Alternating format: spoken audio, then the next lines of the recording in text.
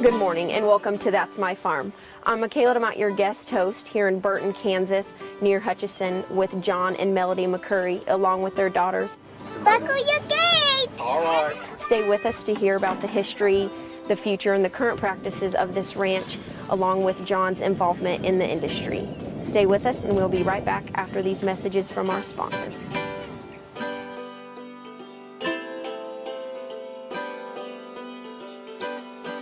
Closed captioning brought to you by Ag Promo Source. Together we grow.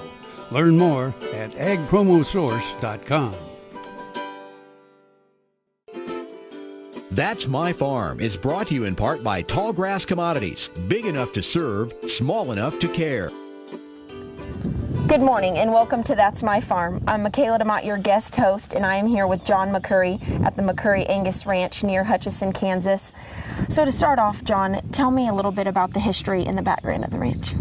McCurry, the family, we've got a long-standing history. My grandpa was actually one of the original 5 McCurry brothers that started raising Angus cattle in 1928, and he himself was a second-generation Angus breeder, and so that makes myself a 4th generation and my daughter's the 5th McCurrys to raise Angus cattle. This particular family operation started in the marriage of my 2 parents in 1977. Both of them were both 3rd-generation Angus breeders. My mom grew up in Tennessee. Her dad served on the National Board of Directors from 72 to 78. And with the marriage of them, they started here with a house and 10 acres and kept growing and adding to it over the years. Oh. So today, what kind of operation do you run here? We're primarily a seed stock purebred Angus operation. We've got a gentleman that works for us. We have just a few Herefords, be a small percentage of the population. And then we run a couple hundred commercial cows, use them as both recipient cows and just to keep a commercial cow herd base as well, to offset cash flow income. Perfect. So when did you and your wife take over? I moved home 12 years ago, graduated Kansas State University in 2004. Didn't really know that this was my passion, but didn't know if it was an opportunity. Come home that fall, worked there at the beef barn that summer after I graduated, come home that fall, and just kept plugging away. We sold anywhere from 35 to 50 commercial bulls at that point in time and move a little over 225 a year now.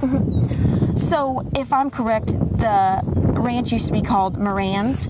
Tell me a little bit about that history with that name. When Mom and Dad were married, they were looking for an identity of their own, and there's a tablet in the office and a desk that it's got all the scribblings of the ideas that they were thinking. At the time, they come up with Moran's. It'd just be dropping the Y off Mary and Andy, and we transitioned that a year after I got home to home of Moran's Angus, McCurry Angus Ranch, and then pretty well now we just go by the identity of McCurry Angus Ranch. Okay.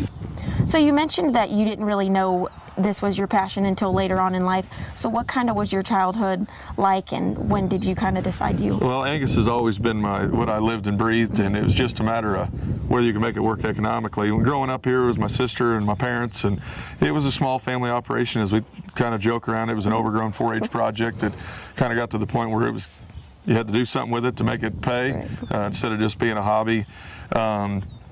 So, we kept expanding, but when I was a senior in college, I bought 100 commercial cows, put embryos in those females so that those cows were calving when actually I got home from school.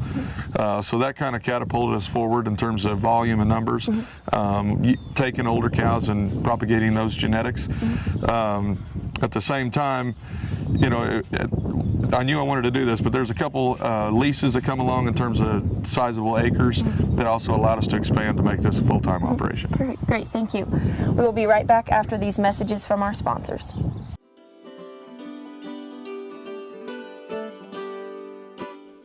Tarwater Farm and Home has been family owned and operated since its beginning in 1978. What you need for farm and agriculture, lawn and garden, clothing and footwear, and so much more. You'll be surprised at what you'll find in this huge store. They have what you need and lots of it. So come take a look.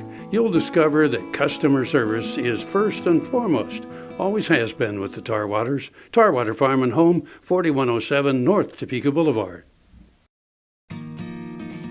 We do business with Blueville because of the quality of their work. It is excellent quality, and because they make a commitment to their customers. We enjoy the benefits of hiring a good company to help us maintain this home. We will always do business with Blueville. We have for many, many years, and there's no reason for us to look for any other service. KFRM is one of the largest farm radio stations in the nation, dedicated to informing and entertaining rural listeners from northern Oklahoma to southwestern Nebraska.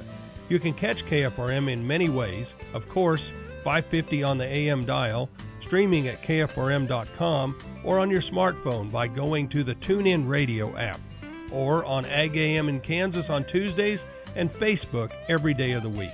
KFRM, tune us in. You'll be glad you did. That's My Farm is brought to you in part by Tallgrass Commodities, big enough to serve, small enough to care. Good morning and welcome back to That's My Farm. I'm Mikhayla DeMott, your guest host, and I'm here with John McCurry. And first off, John, what are some of the logistics behind your herd operation? This is where we're at today is the headquarters where my parents live. They moved here in 1977 as, again, renters on 10 acres. There's not quite 1,000 acres right here around where we're at here today, broke up into little parcels of improved grasses where we both winter cows and put up hay. We have since leased two sizable operations, one in Strong City and one in Fall River. The Strong City location is where houses our fall calving cows there year round. Those cows will actually, it's kind of a unique situation. We give those cows 10 acres to the cow. We go to grass with those fall-born calves and don't wean until they're 10 months of age to utilize both the grass and the milk performance. And I think it also does a better job of developing our bulls into a hardier environment. I think those bulls, it keeps them out of a feeding environment, keeps them crawling on the rocks and in large acre situations. The Fall River location is strictly a spring calving outfit. We go 7 acres to the cow there, but it's just a 6-month lease, just summer grazing. We bring those cows back here to crop residue or wheat pasture, cover crops in the fall. We do have some grass here, obviously not near the scale, just north of us in the sandhills here around Burton. We're in the 6 and 7 acre stocking rate on those cows. Again, just a 6-month grazing period. Great. What are some of the technologies you've incorporated here? We've tried to grasp as many technologies, just trying to stay on the forefront. Obviously, extensive AI, embryo work, but more recently, the last 4 years have done 50K data through Zoetis and through the American Egg Association. So at this point in time, throughout the last year, we have DNA'd every cow that we have in our possession. So the bulls that sold in this year's bull sale were 2 generations of Zoetis 50K.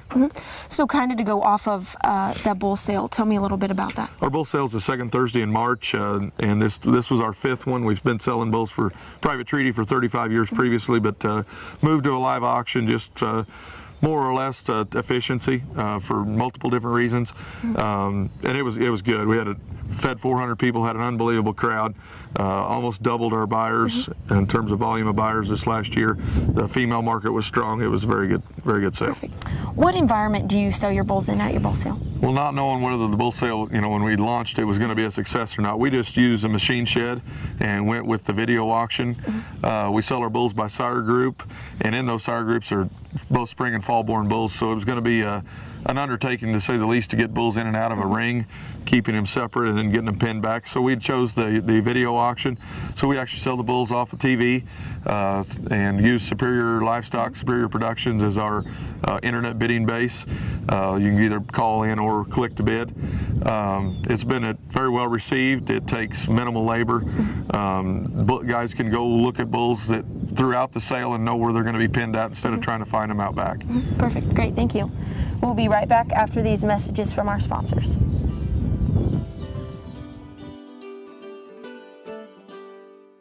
Hi, I'm Kim Mandarin with Hardy Insurance. I'm here to help you with all of your farm and ranch needs. When it comes to protecting your operation and your family, you need a name you can trust at a price you can afford. Call me today or visit hardyaviationins.com. Earlier in my life, I rode bucking horses in rodeos, and my shoulders took such a beating, and that was probably the reason for having several previous surgeries on both shoulders. About a year ago, I decided that I didn't want to have another surgery, and so I contacted Kansas Regenerative Medicine, took their treatment process. It was relatively pain-free. Now, after 8 months, my shoulders have healed to the point where I think I'm probably 90 to 95% of normal. It takes a couple of months to start to see results and feel real progress. That continued to increase gradually until now at approximately 8 months. And I'm extremely pleased. I've got full range of motion. I can lift weights, I can throw, I can do a lot of things that I couldn't do without a lot of pain previously. So I'm tickled to death with the results, and I'd recommend this process to anyone. That's My Farm is brought to you in part by Tallgrass Commodities. Big enough to serve, small enough to care. Good morning and welcome back to That's My Farm. I'm Mikhayla DeMott, your guest host, and I'm here with John McCurry, the McCurry Angus Ranch. So tell me some practices that you do here on the ranch to remain sustainable. We try to grow, forage year-round. That was a practice that was instilled by my father through my grandfather. So we plant in the fall in dormant crops such as crabgrass or Bermuda. We plant no-till rye, and then in places where we might have wintered cows to this point, we'll plant oats so that those cows, we try to keep cattle grazing as many days as possible. As you can see behind us here, we have our 2-year-old pairs kicked out on triticale, a cover crop. They'll stay here till we go to summer grass. Not only does it cut down on our feeding time, our feeding, the need for hay and to put up hay in the summer and feed in the winter, but it's just better nutritionally for these cattle as well. What are some other parts of the ranch that kind of bring it all together? We've taken on, we do haying. I guess it started out as our own. We do some custom work, kind of growing into more for neighbors. Do a lot of hay on shares. That allows us to access more acres, so we don't have to use our acres for hay production necessarily.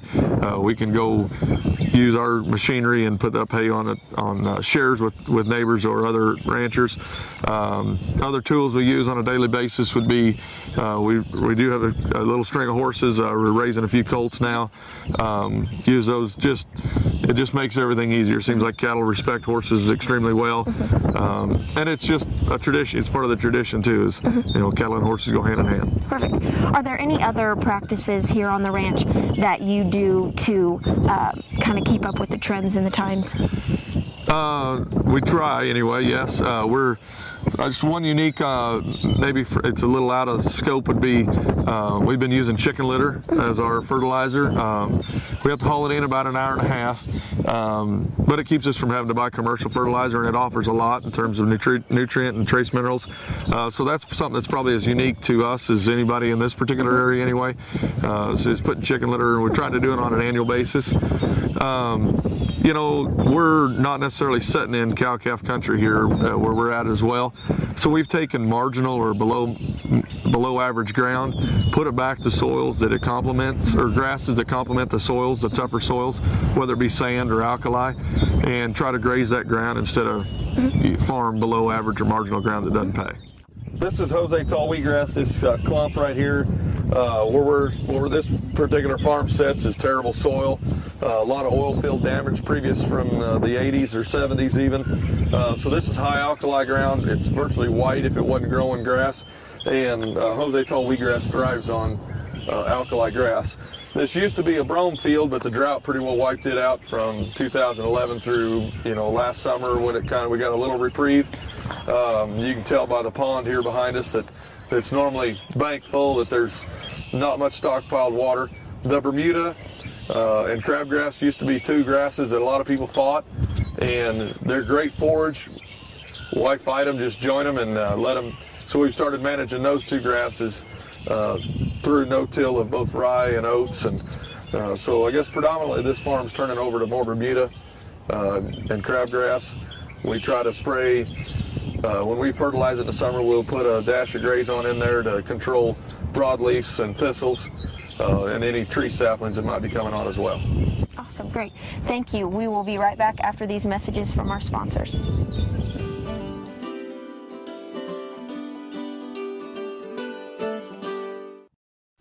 Valley Vet Supply is devoted to providing information and professional quality products at reasonable prices. Valley Vet Supply. Sure Crop Fertilizers was started by my father, Don Sherman, and my mother, Shirley Sherman. Family business that started in the 80s.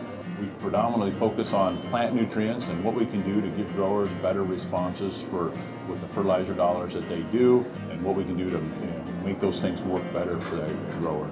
We're based out of Seneca, Kansas. We work with growers in their soil analysis to figure out what they need, and then we can put those in a blend that gives them the best results, and so that we can deliver that direct to their farm so that they have those nutrients where they need them, when they need them, and so that they can apply them in a manner that's very efficient to them and works well on their planting systems and what they're doing.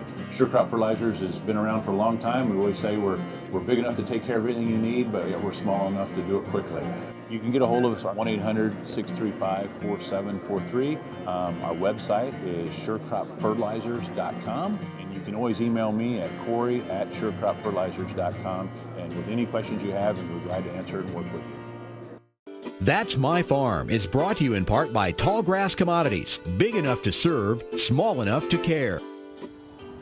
Good morning and welcome back to That's My Farm. I'm Mikhayla DeMott, your guest host, and I'm here with John McCurry at the McCurry Angus Ranch.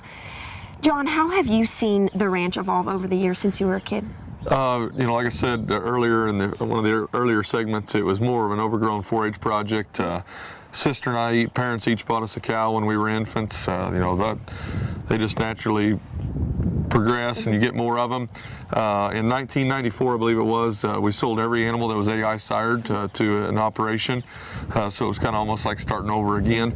There was only 70 cows here through that rebuild, and purebred cows when I got home in 2004, and there's over 700 here now. So, and haven't bought any females to speak of to add to that. It's just through natural selection and reproduction, ET work, that we've been able to add to the numbers. And I understand that you've won some awards. Tell me a little bit about that. Yeah, this last year has been pretty unique. The family was selected as Seed Stock Producer of the Year through the Beef Improvement Federation. That symposium will actually be in Manhattan, Kansas this June. My mom and dad were also the Kansas Angus Association honorary member of 2016. So it's been pretty neat and pretty humbling to have those two awards last year. Awesome. So since over the years, since it's evolved, what are some trends and fads you've seen? Yeah, through all livestock businesses and industries, there's always fads and trends. A lot of them aren't good. It's something to market cattle on. It's something that hang your hat on for a little bit. Our philosophy for generations, and this was instilled in me by both my grandparents, was stay in the middle. Breed good cattle that are sound, good looking, plenty of muscle, maternal characteristics, because the pendulum swings through the center twice as often as it does from end to end. So that's always been our breeding philosophy, is stay in the middle, use sound practices when we're selecting our AI sires, and we try to do diligent work in terms of our AI sire selection. We try to use very highly proven bulls. This last year's bull sale would have had Keneally Thunder, Keneally Confidence, SAV Bismarck, SAV Brilliance, SAV Resource would have been, just to name a few of the biggest sire groups we had to offer. What's your involvement in the industry? Throughout the industry, I just try to be involved and give back. I was on the National Junior Angus Association Board of Directors. I've been a member of the American Angus Association my whole life. I try to be an active member through our national conference in the fall. Serve on the Harvey County Farm Bureau, where most of our grass is around home here, even though we live in Reno County. I'm the Reno County Chairman of the Kansas Livestock Association, trying to be very active in that organization. They do a great job, both organizations, of lobbying for agricultural interests. So I encourage any of the viewers, if we want to be active and give back to agriculture, to dive into those two organizations. And talk a little bit more about the American Angus Association and how they help you. The American Angus Association has just been a staple all along. We've got a regional manager. He lives in Stillwater, Oklahoma, that takes care of part of Kansas. But any information we need, they've got an unbelievable staff and helpful. Probably the biggest asset that we have is an online service where we can do all our paperwork and registrations and everything through the website online. Okay, great, thank you. We will be right back after these messages from our sponsors.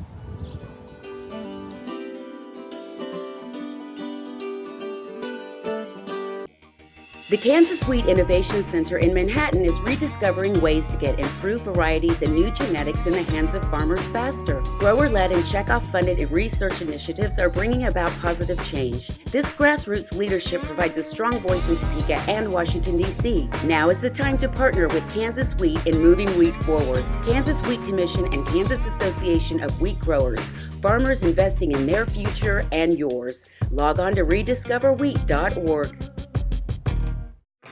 Next time you see a beautiful field of corn, reach out and thank the farmers who work tirelessly to raise corn for livestock feed, renewable fuels, and exports to feed a growing world population. The farmers on the Kansas Corn Commission work for Kansas Corn with grower-funded checkoff dollars that support foreign and domestic market development, research, promotion, and education to expand opportunities for Kansas farmers. To learn more, visit kscorn.com. Hi, I'm Kim Mandring with Hardy Insurance. I'm here to help you with all of your farm and ranch needs. When it comes to protecting your operation and your family, you need a name you can trust at a price you can afford. Call me today or visit hardyaviationins.com. That's My Farm is brought to you in part by Tallgrass Commodities, big enough to serve, small enough to care. Good morning and welcome back to That's My Farm. I'm here with John McCurry and his daughter Aubrey. First off, John, what do you see the future of this ranch looking like? All we can do is just keep plugging along. We'll take expansion opportunities as they come available if the approach looks right and sound business decision. We've got an awful lot of cows here, and probably labor's the restriction, and probably industry-wide that's the case. But just keep doing what we're doing. The girls are obviously going to take some involvement. They are involved, but make sure to give them some time too here. Buckle your gate, all right, everyone. So. And how are your daughters involved? Aubrey, we bought each of the girls a cow when they were infants, just like my parents did for myself. Aubrey's got 2 cows, and actually both of them had bulls in the bull sale here. So trying to put away some money for her for college down the road. She's probably got her grandma's skill of animal health already, and just a little bit of my numerical, good with numbers in terms of animal IDs and pedigrees. Molly, being 18 months old, she loves it. But it's hard to tell what avenues she's going to take like this one already has. Right. So what are some restrictions and challenges that you've faced recently? I'd say in agriculture, it's just the amount of money you handle. Personally, just we've expanded so much, and not a long-standing family operation here. Obviously, parents are both third-generation producers, but started on their own. It's just capital. Doing the things the opportunities that have come available is if you can get to the capital and make sure, obviously, it makes sense from a cash flow perspective. But through my life, I guess that's been the biggest challenge, is just keeping up with expansion with banking needs, and just making it work. It takes a lot of money, and then you just got to hope that it all can come back through. So back on your daughters, what kind of, in a little more detail, do they do around here, and what's their future like in 4-H with livestock? Both of them, we've already talked about. Aubrey will be eligible for 4-H next year. Playing with these bucket calves already, kind of preparing for next year. She has been doing the Clover Buds projects with local county 4-H'ers, both showing goats and hogs, and then cattle as well. Our goal is to let her show her own heifer this fall at the Kansas State Fair by herself. We'll see if heifer and little girl can combat with that, but. She's great. She knows what chores need to be done on a daily or morning and evening basis, and very active. I'd say one of her favorite tasks, and she's been doing this for 2 years, is artificial inseminating cows. She thinks that's the cat's meow. We actually bred one cow last night, and she loves that task. I bred after him. And Aubrey, what do you want to do when you grow up? And I want to help my daddy tag the gator and tag babies. Awesome. That's Great. One of your highlights too, is tagging baby calves. He loves to go tag calves. So. Great. Well, thank you guys, and thank you for watching That's My Farm. I'm Mikhayla DeMott, your guest host, and stay tuned next week for the next episode of That's My Farm. Closed captioning brought to you by Ag Promo Source. Together we grow. Learn more at agpromosource.com.